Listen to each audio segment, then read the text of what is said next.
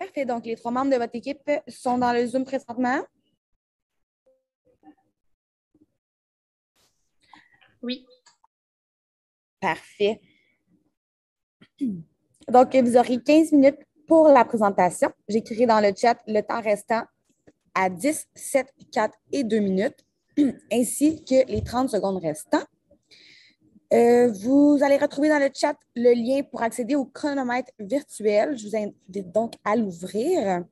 Si vous dépassez le temps, je vous laisserai terminer votre phrase et je vous couperai la parole. Une période de questions d'une durée de 5 minutes chronométrée suivra dans un breakout room et j'annoncerai la fin de celle-ci à l'aide du chat. Je vous invite les participants à la fin de cette période de questions de quitter. Vous devez en aucun temps dévoiler la provenance de votre cégep sous peine de disqualification imminente. Veuillez, s'il vous plaît, rester dans la zone de captation vidéo de votre caméra Zoom. J'inviterai maintenant les juges à se présenter et vous pourrez par la suite débuter votre présentation. Donc, bonjour, Jason Rivet, vice-président de Coopsco Trois-Rivières. Bonjour, Véronique Côté, étudiante au baccalauréat en administration des affaires, profil marketing.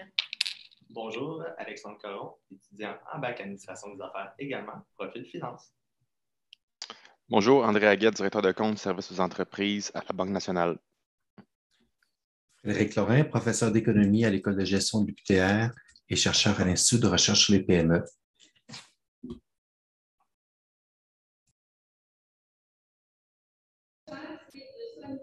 Donc, vous pouvez partager votre PowerPoint et commencer votre présentation quand vous êtes prêt. Parfait. Dans le fond, je crois qu'on n'a juste pas le lien là, que vous parliez pour le chronomètre. Est-ce que ça se peut? Ah oui, attends, je vais te le renvoyer, ce ne sera pas bien long. Parfait, merci.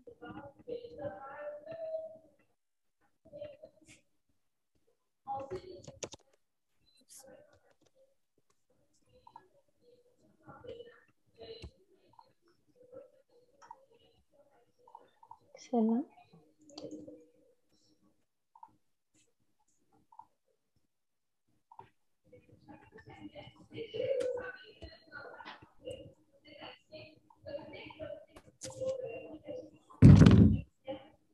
Parfait. Dans le fond, ce que vous voyez juste sur le côté, j'ai mis pour voir vos visages, en fait, là, vous ne le voyez pas, ça, je crois. Est-ce que ça se peut? Non, on ne le voit pas. OK, parfait, excellent.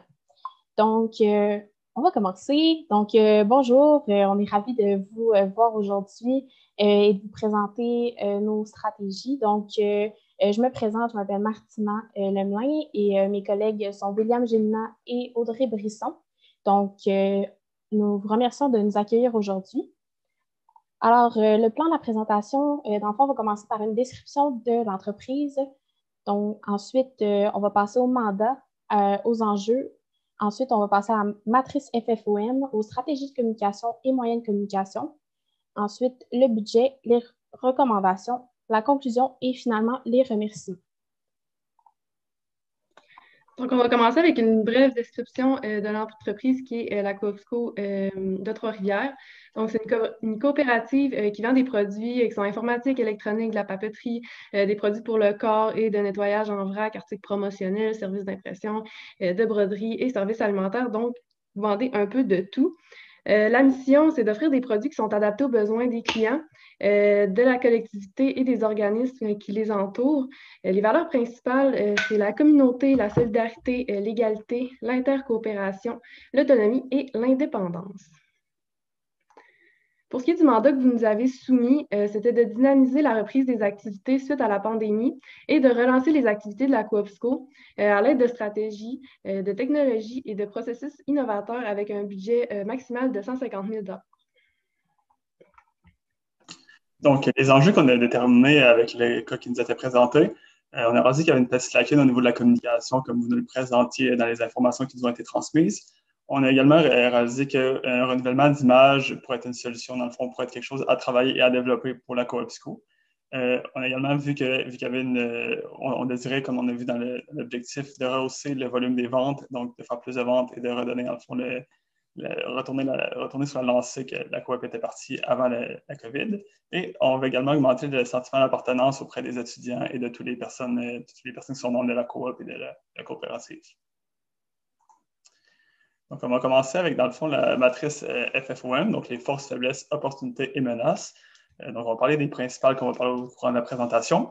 Pour ce qui concerne les forces, on a déterminé, dans le fond, que la diversité des produits était une force qui n'était pas assez exploitée cependant, mais qui était vraiment une force pour la Coop School, qui a beaucoup de produits, comme on a mentionné, là, des produits de papeterie, des produits de livres, justement, des produits d'hygiène, donc plusieurs produits pour les étudiants. On a également comme force le prix membre. Donc, étant donné que c'est une coopérative, les membres de la coop ont le droit à un rabais sur leurs achats. Donc, ils vont payer moins cher que ce qu'ils vont débourser ailleurs pour les mêmes produits. Donc, ça, c'est un avantage assez important à prendre en considération. Et également les emplacements. Donc, le fait que les coops soient placés directement dans les cégeps ou dans les universités font en sorte que c'est à portée de main des étudiants. Donc, c'est à côté d'eux. Donc, ils n'ont pas de déplacement à faire. Donc, ils sont déjà sur place. Donc, c'est vraiment une force assez importante qu'on tenait à mentionner. Ensuite, pour les faiblesses, on a rasé dans le fond que, comme vous le mentionnez dans le cas, la Coop School n'était pas assez à l'affût des tendances actuelles. Donc, toutes les tendances, toute la mode, toutes les tendances du moment, la coop ne les suit pas nécessairement. Donc, c'est une faiblesse assez importante parce que les tendances, c'est ce qui fait en sorte qu'il faut donner de la visibilité, qu'il va faire en sorte qu'il va mousser les ventes, donc il va faire en sorte que ça va aider à marcher et à faire plus de ventes. Ensuite, il y avait également le secteur informatique dans les faiblesses. Étant donné que c'est un des secteurs qui nécessite généralement plus de formation et de connaissances, le fait qu'il soit vendu justement à la coop, c'est peut-être pas dans le fond une de vos forces. Justement, ça fait en sorte que c'est une faiblesse parce que les personnes qui vont travailler à la coop, c'est des étudiants qui n'ont pas nécessairement les formations requises pour vendre des produits tels que des ordinateurs. Et la communication est également une faiblesse. Donc, la communication au sujet de la promotion et de tout ce qui entoure la coop. Donc, les produits qui sont vendus, les services qu'on offre et tout ce qui en découle.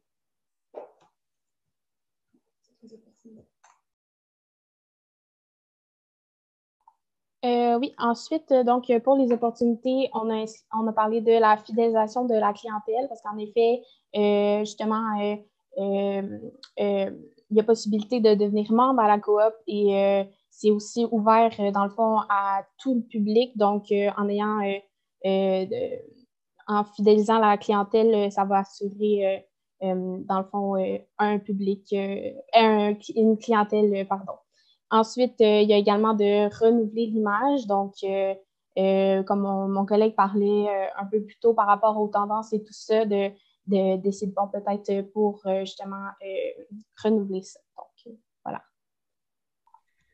Pour ce qui est des menaces, vraiment, il y a la concurrence parce que la concurrence est très, très forte. Là. On parle de tout ce qui est les librairies, Walmart, etc. Donc, c'est sûr que c'est une très grande menace pour la compagnie. Et ensuite, il y a les nouvelles tendances parce que c'est en constante évolution. Il faut toujours s'adapter aux nouvelles tendances et c'est un travail constant. Donc, c'est une menace parce qu'il faut toujours être à l'affût des nouvelles tendances.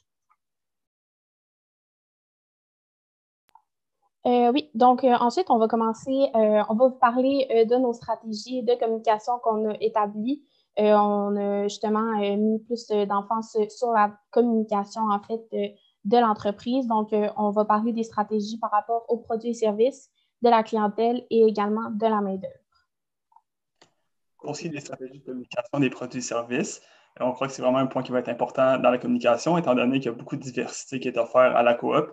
Donc, de mettre en avant justement tous les différents produits qui sont offerts, c'est vraiment quelque chose qui va être important afin d'attirer justement les gens à venir et pas seulement avoir l'image de librairie comme la coop, parce qu'il y a plusieurs étudiants dans le fond qui vont percevoir la coop comme étant une librairie ou simplement pour leur livre d'école, tandis qu'il y a beaucoup plus de produits qui sont offerts, là, tels que des sarraux, tout l'équipement qu'ils vont avoir de besoin.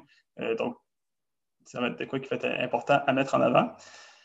Pour communiquer, dans le fond, ces informations-là avec les étudiants, donc les produits et services qui sont offerts, on va communiquer dans le fond via l'infolette. Comme on a vu dans le cas, justement, l'infolette n'était pas assez utilisée. Donc, utiliser l'infolette de façon plus fréquente pourrait justement permettre de mieux les rejoindre et d'avoir une meilleure proximité avec les clients de la coop. Et même chose pour les publications sur les réseaux sociaux.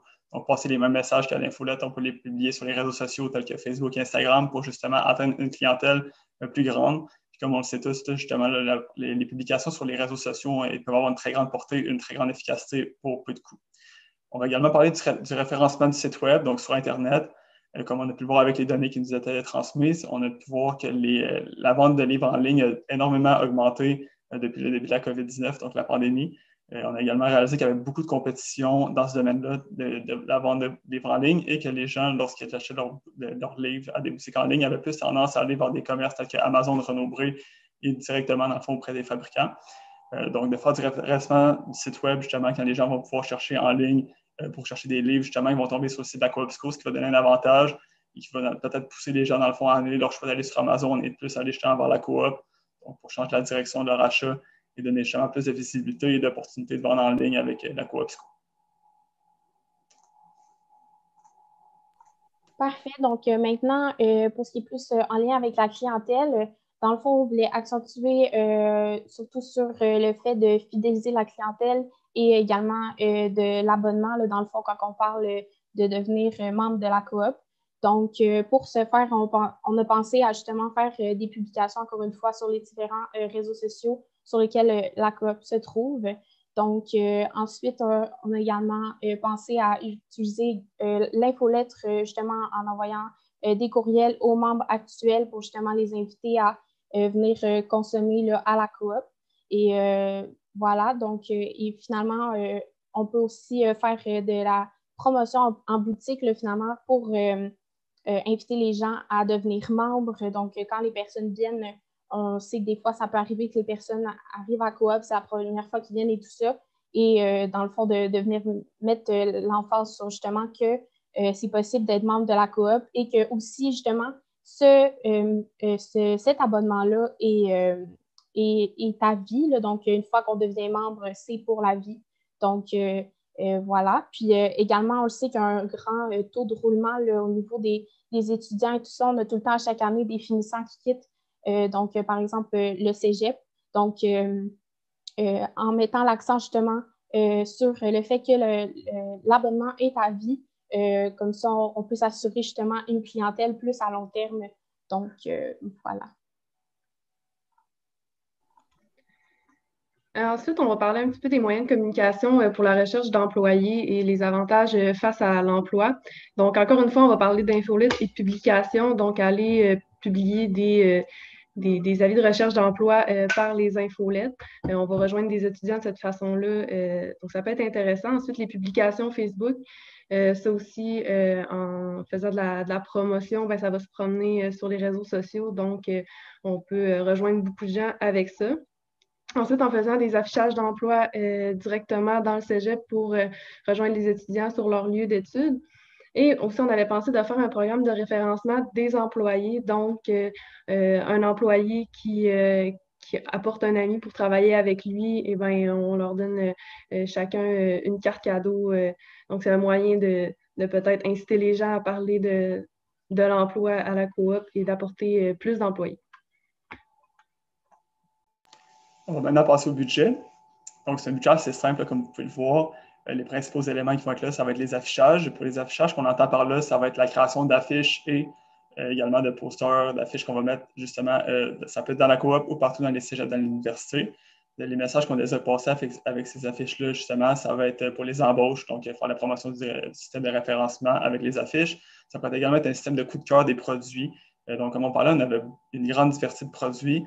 Quelque chose qu'on pourrait faire pour inciter les gens, justement, et donner un petit peu plus d'intérêt à avoir la coop, c'est de créer un système de coup de cœur des produits. Donc, à chaque mois, un des étudiants ou un des employés de la coop pourrait parler et présenter son objet ou son produit coup de cœur de la coop. Ça pourrait être donc une idée de faire de la promotion avec ça sur les réseaux sociaux ainsi que sur les affiches.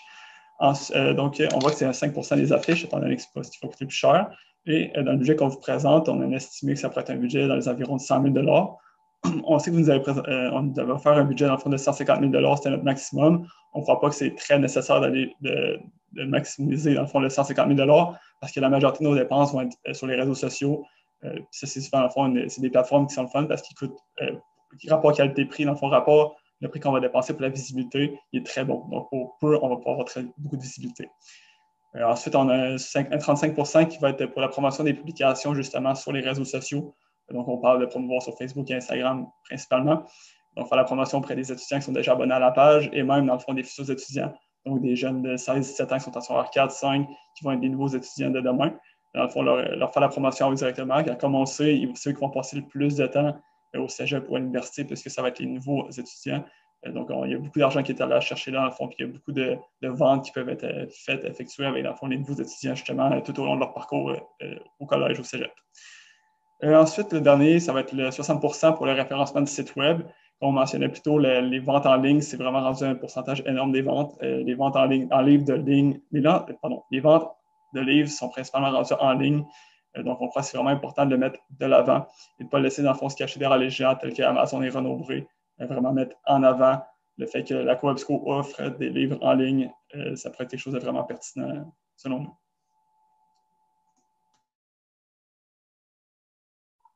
Parfait. Donc, maintenant, on va passer aux recommandations. En fait, on propose justement d'augmenter la fréquence et la constance des communications faites sur les différents médias sociaux, donc comme on vous expliquait précédemment.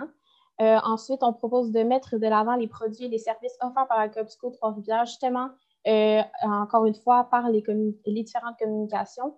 Ensuite, d'exploiter davantage la fidélisation de la clientèle, donc comme on parlait plus tôt, justement, puisque le devenir membre à la coop, c'est pour la vie, dans le fond, une fois que tu le fais, c'est fait pour la vie, oui.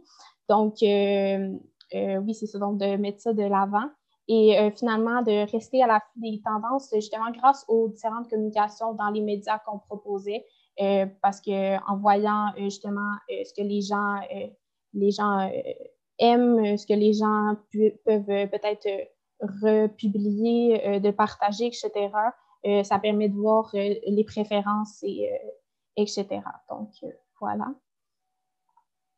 Donc, finalement, pour la conclusion, comme notre mandat, c'est vraiment de dynamiser la reprise des activités et de la relance de celles-ci de la Coopsco suite à la pandémie.